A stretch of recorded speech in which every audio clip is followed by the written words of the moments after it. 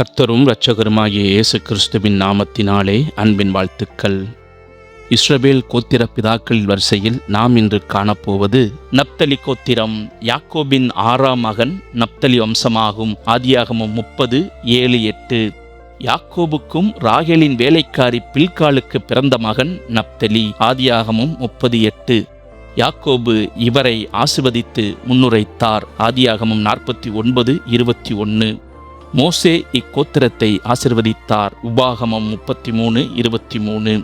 இக்கோத்திர தலைவனாக அகீரா இருந்தார். என்னாகமம் 1:15. கானானை வேவு பார்க்க நாகபி தெரிந்து கொள்ளப்பட்டார். என்னாகமம் 13:14. கானானை பங்கிட பெத்தாக்கேல் தெரிந்து கொள்ளப்பட்டார். என்னாகமம் 34:28. இக்கோத்திரத்தில் எண்ணப்பட்ட புருஷர்கள் 53,400 பேர். என்னாகமம் 1:42-43. இஸ்ரவேல் பயணத்தில் 4வது பிரிவாக பாளையம் இறங்கியவர்கள். என்னாகமம் 10:25-27. கூடார வடப்பகுதியில் பாளையம் இறங்கியவர்கள். என்னாகமம் 2:25-29. கூடார திறப்பு விழாவில் காணிக்கை படைத்தார்கள். என்னாகமம் 78-83 வரை. இவர்களது குடும்ப விவரங்கள் என்னாகமம் 26:48-49 காணலாம்.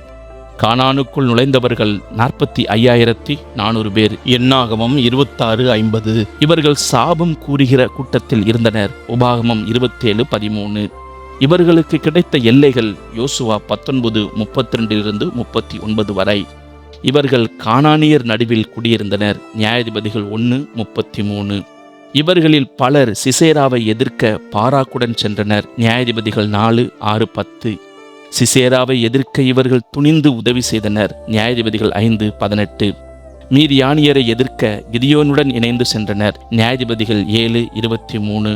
பலர் தாவீதின் முடிசூட்டு விழாவில் கலந்து கொண்டனர். 1 நாளாகமம் 12:34. இவர்களில் பலரை தாவீது பதவியில் அமர்த்தினார். 1 நாளாகமம் 27:19. சாலமோனும் இவர்களுக்கு பதவிகளை கொடுத்தார். 1 ராஜாக்கள் 4:15. பெனதாத் இவர்களை பழிவாங்கினார். 1 ராஜாக்கள் 15:20. யோசியாவால் இவர்கள் விக்கிரகங்கள் எல்லாம் தகர்க்கப்பட்டன. 2 நாளாகமம் 34:4-6 வரை. இவர்கள் திகிலாத் பிலேசர் ராஜாவால் சிறைபிடிக்கப்பட்டனர். 2 ராஜாக்கள் 15:29. பாராக் என்பவன் இவர்களில் முக்கிய மனிதனாயிருந்தான். நியாயாதிபதிகள் 4:6. ஈராம் என்பவன் இவர்களில் பெயர் பெற்றவனாயிருந்தான். 1 ராஜாக்கள் 7:13-14. இயேசுவின் ஊழியத்தில் குறிப்பிடத்தக்கவர்கள் ஏசாயா 9:1-2, மத்தேயு 4:13-15 வரை.